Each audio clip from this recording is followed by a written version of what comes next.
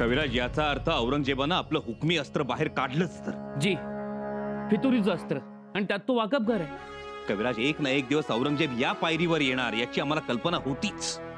राजन, त्याने आता वतन देण्यास सुरुवात केली. नाही, खूप सौम्य शब्दात बोलतात कविराज. औरंगजेब वतन देत नाही, वतनाचे तुकडे फेकतो. आणि वतनासाठी लोभी असलेल्या माणसांना काय, तुकडा कुणी फेकलाय याच्याशी त्यांना काहीच मतलब नसतो. जी राजन. कविराज, या पुढच्या काळात औरंगजेब वतनाचे कागद आणि मोहरांच्या थैल्या घेऊन बसलेला दिसेल. बघत राहा. तू राजन, यामुळे आपल्या स्वराज्य कार्यात बाधा येईल. त्याचं काय, आपली माणसं जातील. कविराज, जाणाऱ्यांना काय कुठलंही निमित्त पुरतं. म्हणजे रुसणारा माणूस हा कशावरूनही रुसू शकतो, तसंच आहे. पण ज्यांना खरी माया असते, ज्यांचं खरं प्रेम असतं, ती माणसं कितीही प्रतिकूल काळ आला तरी बदलत नाही. ती नदीसारखी असतात. म्हणजे गढूळ पाण्याचा पूर आला म्हणून नदी आपलं पात्र बदलते का? तसंच आहे. आपली माणसं शेवटी आपलीच असतात. जी राजन, परंतु धाक असायलाच पाहिजे राजन. तसे एक खरमरीत खलिते लिहितो होत आम्ही. खलिते लिहा कविराज, परंतु खरमरीत कशाला? खलित्याचा मजकूर समजुतीचा असावा, पण त्यातून समज देण्याचा भावार्थ निघावा. खलित्याचा मजकूर आदराचा असावा, पण त्यातून आदरयुक्त धाकाचा भावार्थ निघावा. राजन. होय कविराज. कविराज, माणसं दुखावून चालणार नाही. काहीही झालं तरी शेवटी आपली माणसं आहेत ती. आणि स्वराज्यात फितुरीचा खंडोजी खोपडे होतो हे सगळेजण जाणून आहेत. त्याचबरोबर स्वराज्यात सर्वात आधी रयतेचं हित पाहिलं जातं, मग बाकीच्या गोष्टी, हेही जाणून आहेत. त्यामुळं फंद फितुरीला इथं वाव नाही. पण तुम्ही म्हणता त्याही गोष्टीत तथ्य आहेच. आपल्याला लक्ष ठेवावंच लागेल, खास करून कान्होजी सारख्या माणसांवर.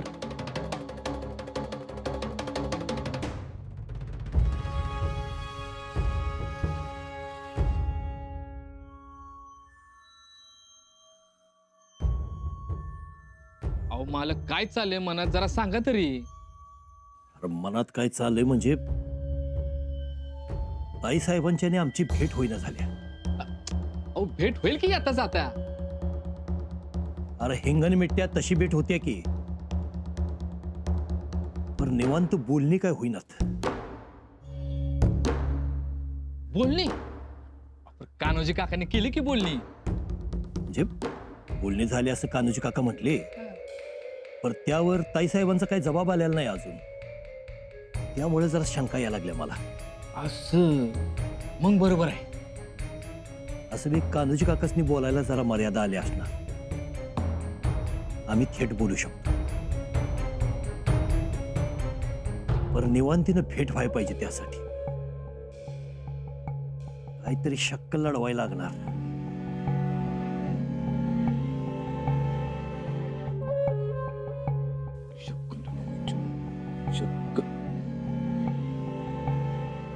मालक, मालक, एक सुचू का? बोल. शक्कल आहे. अरे बोल की पाटशेरे.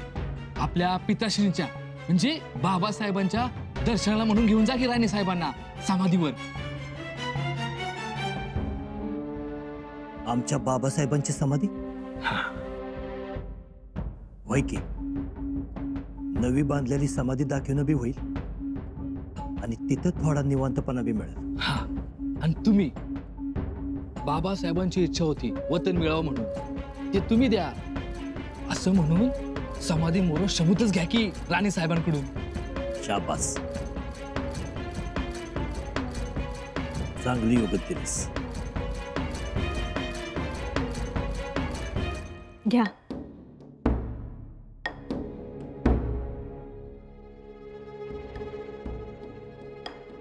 वहिनीसा, चला रायगडाला. आम्ही तयारी करतो. रायगडी? अचानक? हो, अचानकच. काय झालंय? सांगा तरी आम्हाला. काही नाही. अहो म्हणजे इथे एवढ्या दिवस राहणं बरं नाही ना, म्हणून चला. शिवाय आम्हालाही आमच्या घरी गेलं पाहिजे. तुमच्यावरही बऱ्याच जबाबदाऱ्या आहेत. कुलमुखत्यार आहात तुम्ही. ते झालंच, पण असं अचानक का विचार आला मनात? अचानक नाही, परंतु पाहुणा 2 दिवसाचा, जास्त दिवस थांबणं बरं नाही.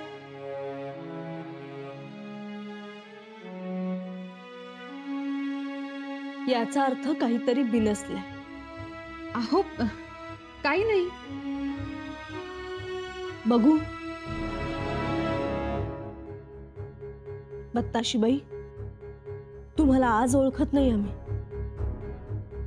सांगा. वहिनीसा, सुरुवातीला वाटणारी भीती आता खरी ठरते असं वाटतंय. म्हणजे वतन. वतन? वतनाबद्दल चर्चा सुरू झाली आहे. म्हणजे आम्ही आतापर्यंत तुम्हाला कोणत्याही गोष्टीचा सुगावा लागू दिला नाही. आपण इथे शृंगारपुरात आल्यापासून कान्होजी काकांची जीभ सैलावण्याचा प्रयत्न करत होती. म्हणजे तसे ते धजावले नाहीत, पण प्रयत्न मात्र सुरूच होता. 2-3 वेळा आम्ही चर्चा सुद्धा ऐकली वतनाबद्दल आणि कान्होजी काकांना तशी समज दिली. वहिनीसा, कान्होजी काका गप्प बसले, परंतु आता तुमचे दादासाहेब ते अधीर झाले आहेत.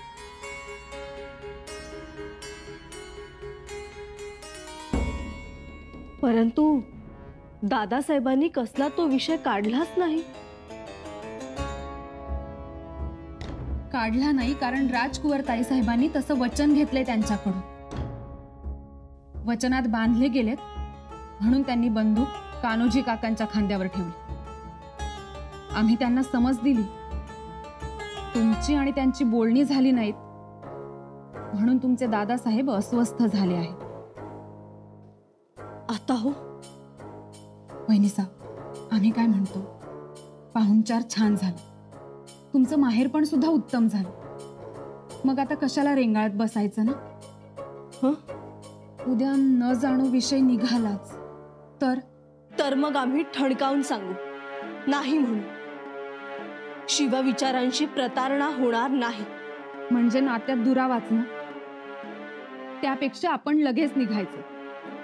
दाजीसाहेब आणि नानीबाईंनी आग्रह करण्याआधी आपण वेस गाठायची. 2 दिवस राहिला असता तर बरं झालं असतं. तुम्ही गेल्यानंतर आम्हाला करमणारच नाही. असं ऐकण्याआधीच आपण रायगडावर पोहोचलं पाहिजे. ठीक आहे. कदाचित आज जेवताना तुमच्या समोर विषय निघेल. तुम्ही आजचा दिवस टाळा. काहीतरी कारण सांगा, पण समोर भेट नकोच. ठीक आहे. आलं आमच्या लक्षात. ताईसाहेब,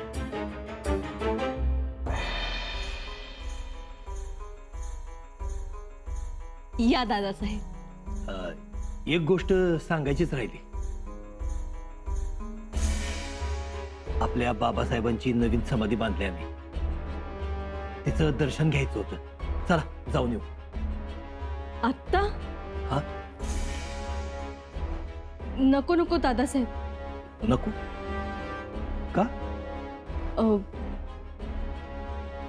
आम्हाला बरं वाटत नाही. बरं वाटत नाही? जी. मग असं करूया, इथं आपल्या आमराईत जाऊया.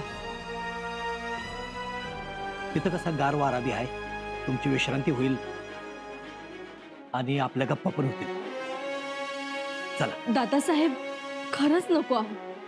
म्हणजे आज नको, उद्या परवा जाऊ. नाही पण ताईसाहेब, आम्ही म्हणून दादासाहेब, ऐका आमचं.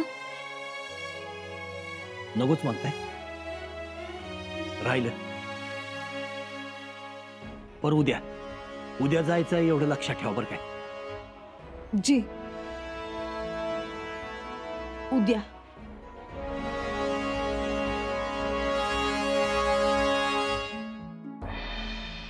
मालक, ओ मालक, मालक, सारवड गाडीला बैल झोपून तयार आहे मी. आल्या का राणी साहेब? नाही.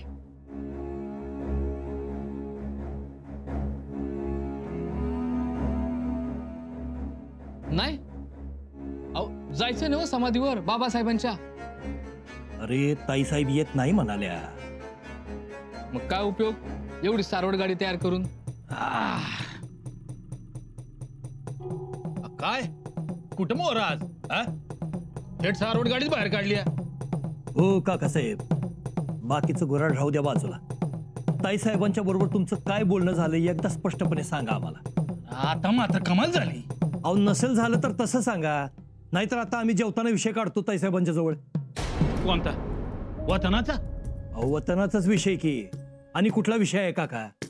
अहो, तसं काय नाही, उगाच कशाला सोन्याचा दात करण्यात घालताय तुम्ही? ऐका, आमचंच सबूत आम्हाला ऐकवा.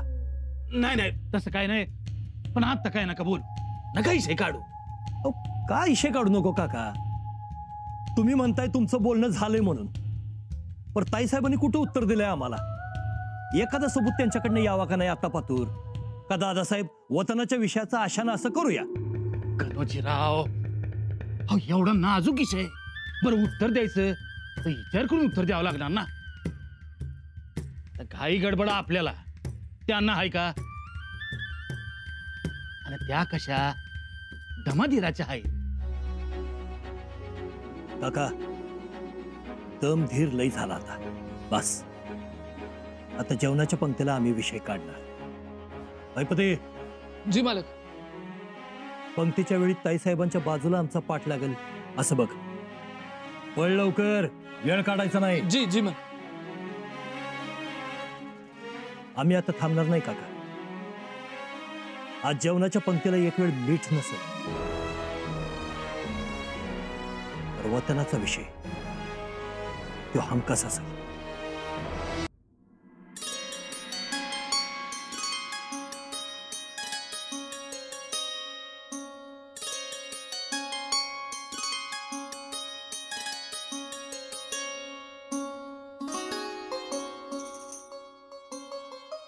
ह्यो चांदीचा चौरंग कनोजीरावांसाठी, तो तिकडे ठेवा.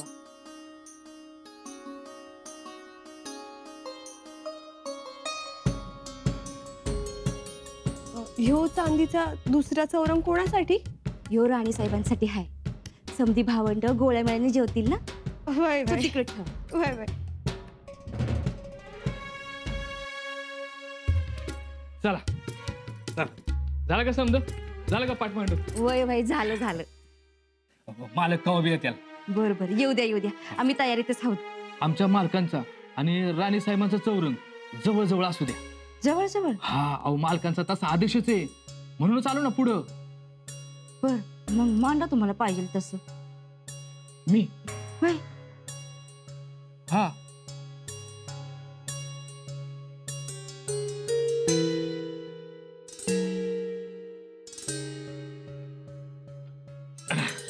हा राणी साहेबांचा चांदीचा चौरंग, तो आमच्या मालकांच्या बाजूला.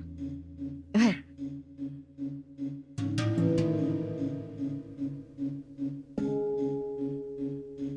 हा चौरंग कोणाचा?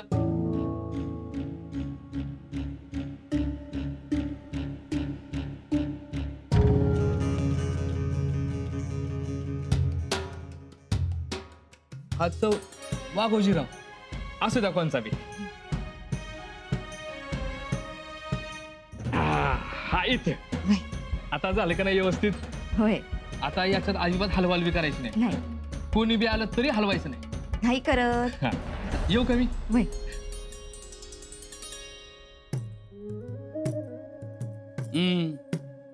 मला वाटलंच तू येऊन घोटाळा करणार ती. काय झालं? तुला कशाला नाही त्या उचापात्या? काय चाललं होतं? ठेव वता तसं चौरंग ठेव राणी साहेबांचा. अहो मालकांनी सांगितलं तसं. मालकानं काय ठाव आहे? तसं नाही, मालक म्हणलं जवळ जवळ चौरंग ठेव, बोलायचंय म्हणून. काय मैपती, जेवत्याल का बोलत्याल? काहीतरी तुझं मालकाने सांगितलं की आला पळत. चल चांदीचा रंगू चाल आणि ठेव आता तिथं. ठेवतो परत बोलू नका. अरे तू ठेव र. आणि जर का मालक काय म्हणलं तर मी तुमच्याकडे बोट करीन. अरे कोणी काही विचारत नाही. आणि मुळात पंगत सुरू व्हायला थांबतो कशाला इथं? म्हणजे उलट जबानीचा इशेच राहणार नाही. चल चल ठेव चल चल.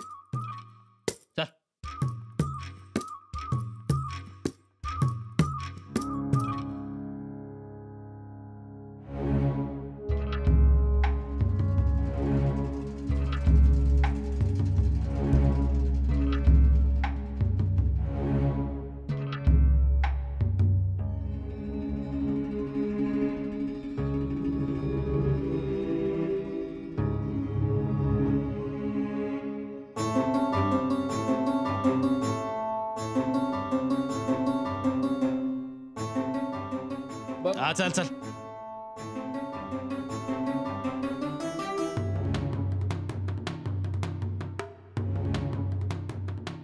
आता हे बी तुम्हीच ठरवणार का कोणी कुठे बसायचं ते?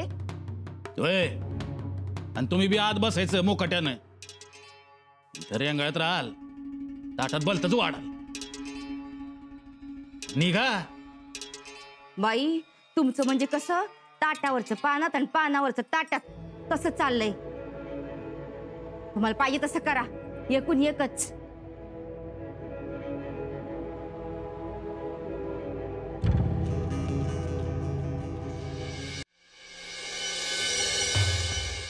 काय झालं मालक? चेहरा पार उतरलाय तुमचा. गणपती अरे ताई साहेबांबरोबर बोलणं झालं नाही आमचं. ते एकदा झालं असतं म्हणजे समोरचं सगळं रस्तं खुलं झालं असतं का नाही? ते झालं खरं. आम्हाला काहीच कळलं. म्हणजे ताईसाहेब इथं आल्या राहिल्या पर काय देऊन गेल्या काय घेऊन गेल्या कुठं कळले?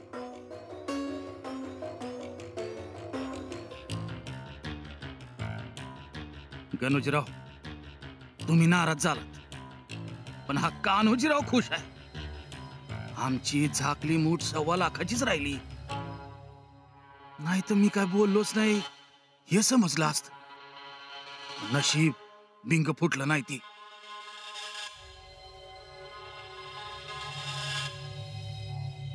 गणोजीराव अरे इथं बसलाय वय. गणोजीराव एक बोलू का? बोला की. बघाच तुम्ही समजा तुमच्या मनासारखं घडणार आहे. अहो रेषाच सांगते मला का उत्कर्षाचा काळ आलाय ती. खरं सांगताय? हा मी बोलत नाही रेषा बोलते गणोजीराव.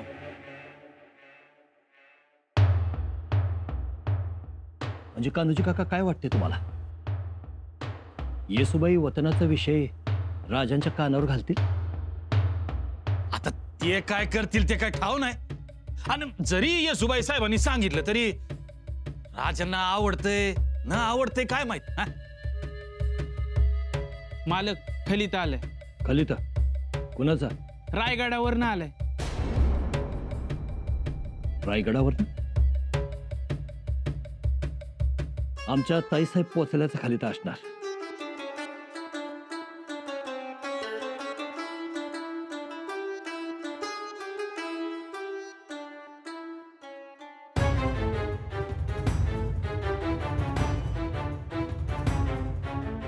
मालक शंभूराजांचा खलिता आहे.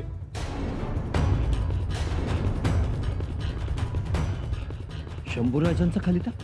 हा काय म्हणतात? तातडीनं गडावर बोलवले. असं? कान्होजी काका आपल्याला रायगडावर तातडीनं बोलवलंय याचा काय अर्थ असेल? कशासाठी खरिता आला? आपण तर येसुबाई साहेबांजवळ इशही काढला नव्हता. मग याचा अर्थ एकच काका, तुम्ही तुमची कामगिरी चोख बजावली. हा वय अहो म्हणजे तुम्ही वतनाचा विषय ताईसाहेबांच्या कानावर घातला आणि ताईसाहेबांनी राजांच्या कानावर, म्हणून तर खलिता आलाय. हा पा चल तयारी कर निघायची. पण मी काय म्हणतो, एकदा पडतळून घ्या ना का बोलवलंय ते. अहो कशाला पडताळली? आपल्याला रायगडावर बोलवण्याचं दुसरं काय कारण असणार?